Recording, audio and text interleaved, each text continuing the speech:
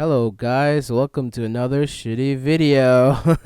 You wanna know what the worst phrase humanity has ever created? Let people enjoy things. Now, before you judge me, it's not what you think. I am not the type of person who hates everything for no reason. Look at the title of this video. I am above these people. I literally have a parasite in my head whose name is Gilbert. Gilbert's job is to make me feel happy and content with any piece of media, whether good or bad, because I am just that gullible. I don't care too much about quality. If the media that I watch has a soul, then that's my motivation to watch it. But when people say let people enjoy things, what I think they're saying is I want an excuse to watch reprehensible material. Oh, excuse me for liking insert morally bad media here. You guys just don't get it. This guy is a phenomenal with his work. I don't get the controversy, which is like, no, I am not talking about morally bad media. When I say morally, I mean if there's actual racism in the product. Not that one of the voice actors said a stupid racist joke 7 years ago, because that would be stupid to complain about.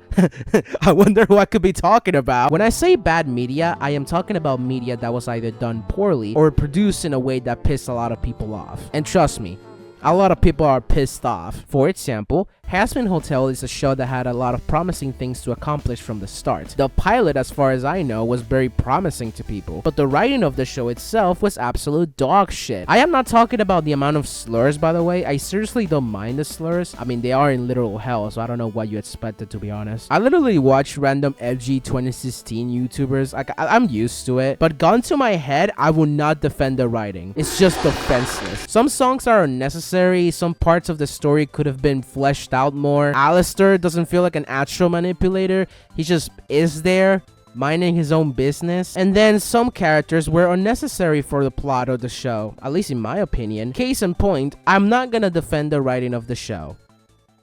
I will defend the amount of fun I had though. Yeah, that's right, I had fun. I like the Loser song. I wouldn't put some songs on my playlist, obviously. I would be put on a watch list. But besides that, I do like this show. And Hell of a Boss too. In fact, I actually like Hell of a Boss more, which is kind of surprising, really. I like serialized drama a lot, so it was a bit of a shock that I liked Helluva more than Hazbin. And trust me, I was an actual hater. I was right there with everyone else, screaming at the top of my lungs, "The show is garbage, made for teenage girls, and everyone who watches it is either dumb, stupid, or gay." You want to know the problem with that? A teensy tiny problem?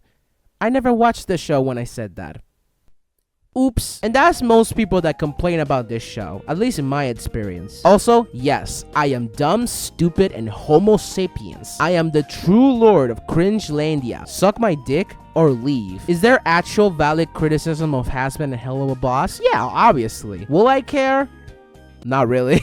No, but here's the thing. Despite me knowing the criticisms, despite the shitty writing of the show, including Hell of a Boss, despite me hating on Stolas, he's just a shitty father and just a shitty person altogether, and he's just that fucking annoying that I just really want to fucking put him in a vat of acid, and the show treats him like he's one of the most important characters in the show. Despite the premise of Hell of a Boss, you know, the fact that every episode they get hired to kill someone on Earth, that premise is not in season 2. Despite all of that, I had fun.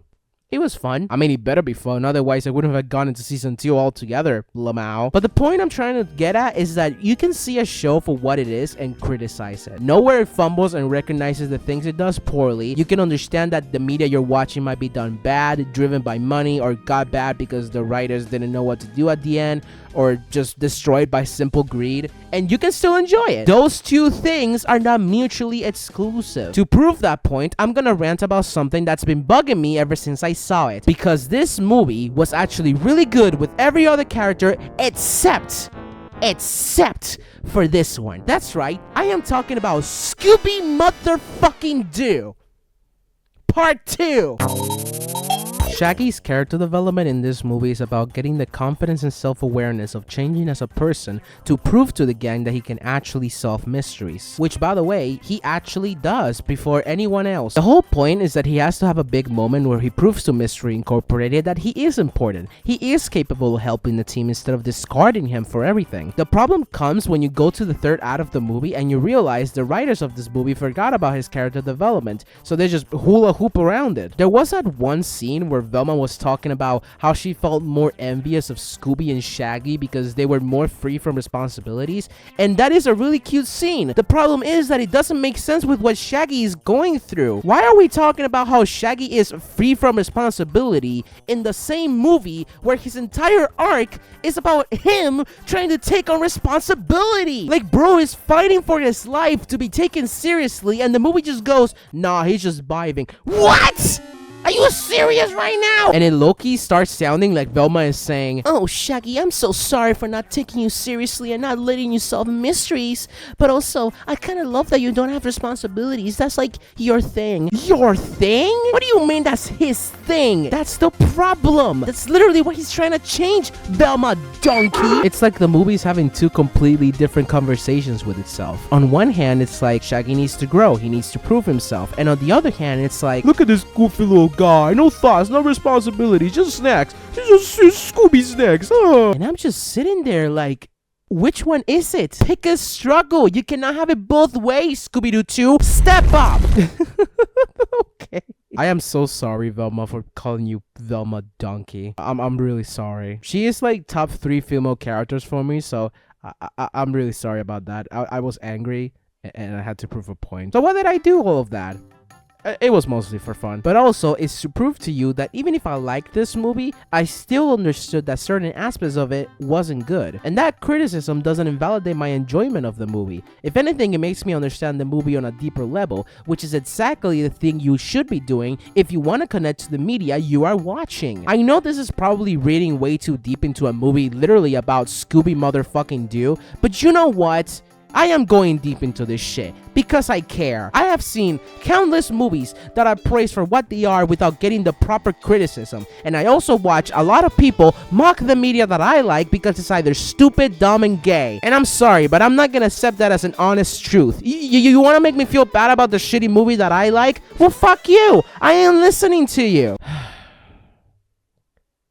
Okay, I'm kind of relaxed now, so I'm going to talk about something else. Now that I finished arguing over the good, bad media that I watch, let's talk about the other side of the coin. So up until now, I've been mostly talking about Hazbin Hotel and the Scooby-Doo movies. But the problem with talking about those types of movies and TV shows is that if somebody asks you if you liked it and they said yes, you could reasonably understand why they like it. But there are some media out there who, you know what I'm talking about, those movies that are just obviously terrible. You know the movies I'm talking about. This is your Twilights and your The Rooms by Tommy Wiseau. You know, those movies that you know for a fact that are completely and utterly amazing. Not because they're good, but because they're bad. This is called ironically good media. And my god, it's probably one of my favorite things to ever exist. No questions. Like I said before, knowing the criticisms and still enjoying the movie is not mutually exclusive. You can do both. And with these types of movies, you can do that.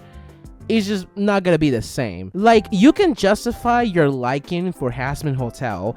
You cannot justify liking The Room. There's a difference, a huge difference actually, but people still love The Room. Part of the reason is because it's a very sincere product. It was born out of actual passion for what he was making. He really wanted to make a deeply emotional masterpiece, and that earnestness leaks through every bizarre line delivery and awkward scenes. It becomes so funny for so many people because the gap between what he wanted to create and the result was astronomically huge. Like look at this line delivery. Just look at this scene, please. I need you to look at this. Yeah, can I have a dozen red roses, please? Oh, hi, Johnny. I didn't know it was you. Here you go. That's me. How much is it? It'll be $18. Here you go. Keep the change. Hi, doggy. You're my favorite customer. Thanks a lot. Bye. Do you actually think this is an actual deep philosophical movie? This is not Fight Club. I genuinely don't think so. It's the same feeling that I get from the FNAF movies. I don't like these movies for what they are. I think Scott Cawthon shouldn't write those movies because if you think about it, the whole canon of FNAF is just a hot mess to put together into a cohesive movie cinematic universe. Why do you think he said that the movies are not canon? It just makes his job easier. I mean, really, there are 2 Michaels in FNAF 2.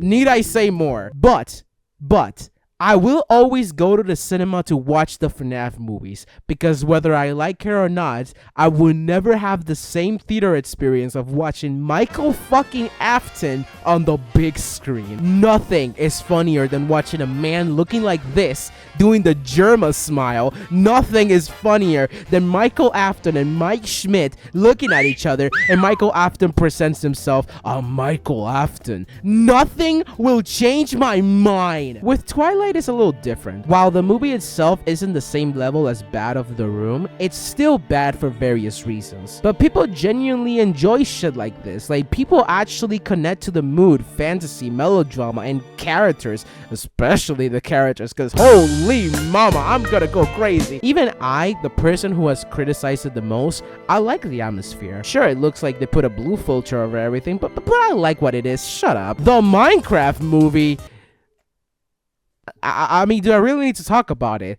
Do I really need to? You guys made my point for me. All right, let me wrap this up because I want to eat this KFC chicken sandwich I have. And like, for fuck's sake, I want to eat it right now. So I gotta go. So, people, just enjoy whatever you want. Know the criticisms, but don't actually hate on movies. Because if you do, you're being stupid. People like campiness. I like campiness. Look at this YouTube video. You think I want to be a professional? No, fuck that. So yeah, in conclusion, let people enjoy things. The chicken sandwich is so good.